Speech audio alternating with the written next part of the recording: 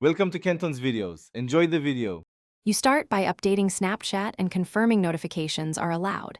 This ensures the system can control its alerts. Once done, open your phone settings so you can create a focus profile that targets Snapchat specifically. Make sure Snapchat's notification toggle is on so the system knows the app exists. This step prevents unexpected permission blocks and prepares you to route alerts into a focus state rather than modifying Snapchat itself. You now create a focus. On iPhone, use Settings Focus and add a custom profile. On Android, use Do Not Disturb rules. When configuring allowed apps and people, explicitly do not add Snapchat so its notifications are silenced.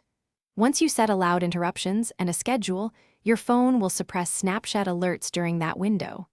This approach works because Snapchat doesn't offer an internal focus toggle. The system-level focus is the only reliable way to. You finish by enabling the new focus profile and testing it.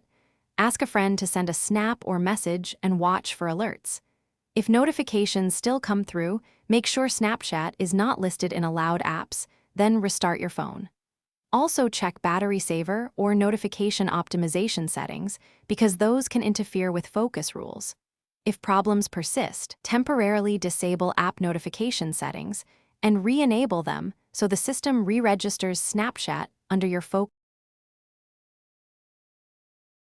Thanks for watching. Consider subscribing if we helped you.